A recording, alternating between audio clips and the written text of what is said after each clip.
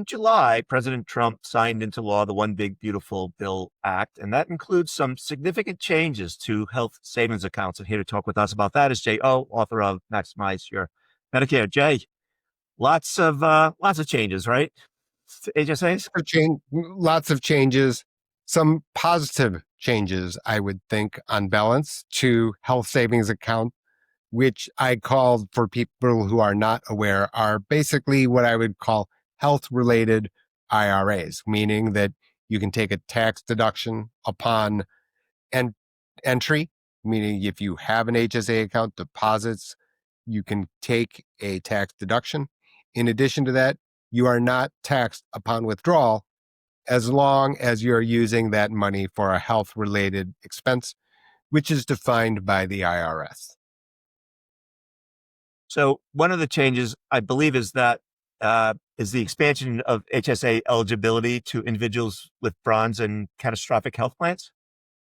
That's right, Bob. So generally speaking, the ability to deposit money into an HSA account is bounded by the fact that you must have a high deductible health plan, HDHP.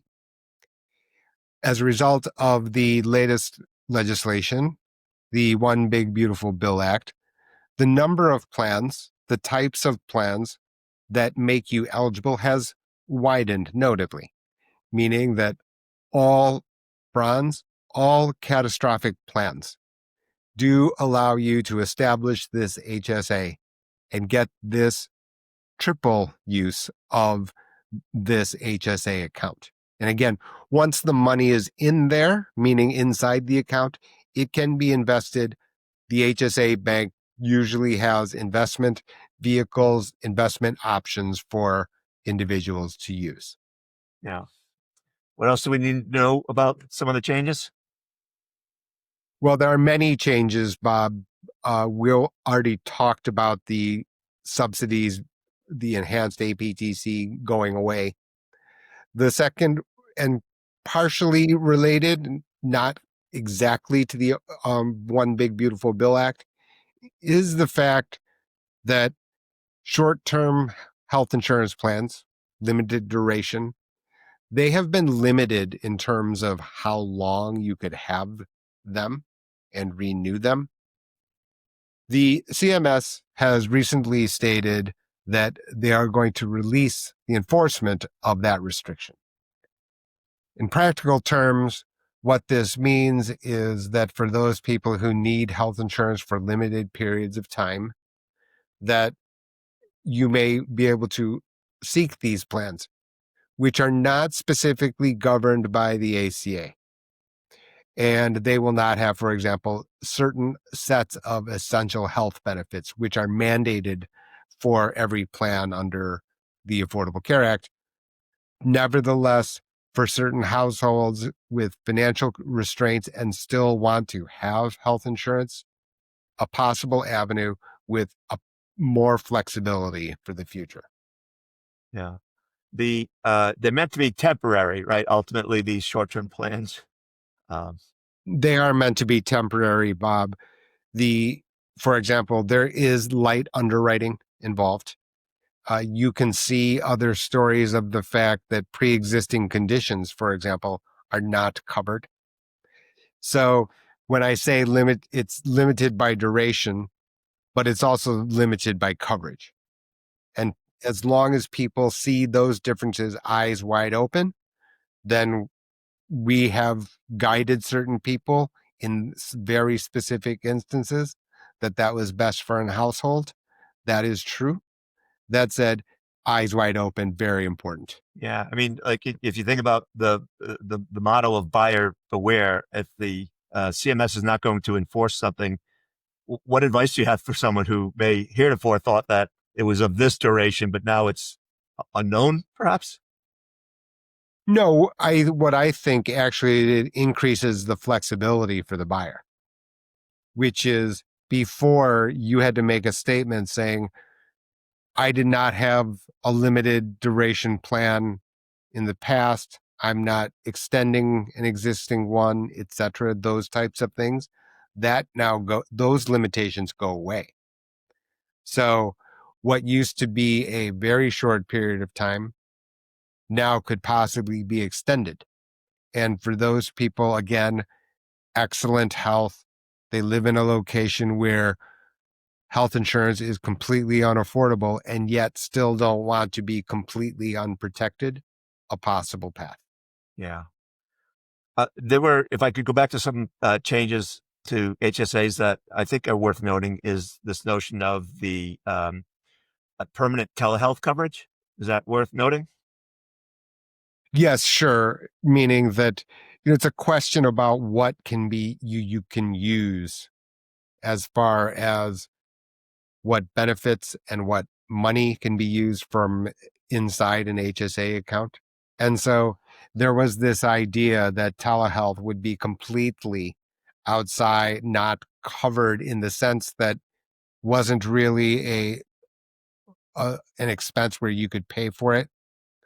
But now under the new One Big Beautiful Bill Act, telehealth covered. So as a result, I'm not as concerned, for example, if you need to have a consult with a physician or a specialist going forward.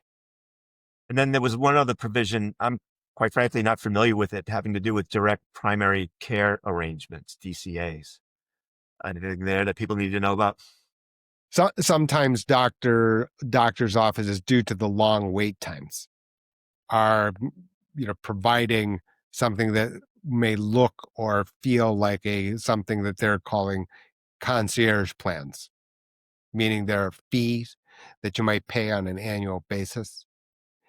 So to make sure that you are, have a priority place, if you will, because like I said, the tremendous amount of wait times that people are experiencing, that apparently seems to be now part of the One Big Beautiful Bill Act as to be a covered matter. So that again, that you can use your HSA funds, if you have them, towards that end.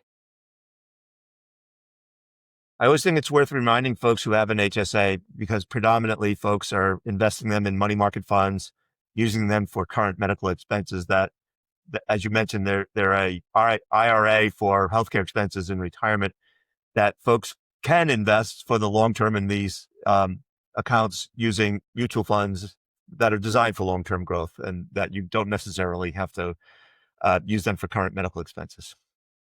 No, absolutely. There are three benefits.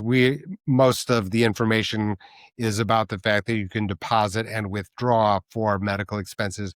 But while the money sits in the account, almost all of those banks that are sponsoring these plans, offering these plans, also have partnerships where you can invest that money, like you pointed out, Bob, rightfully so, in the mutual funds that are connected with that particular HSA account. Yes.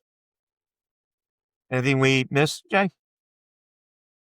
No, not for now. A number of different places. One last provision did not make it, which is that it was proposed that you could still deposit into an HSA account while being actively covered by Medicare of any sort, Part A, Part B, or Part D.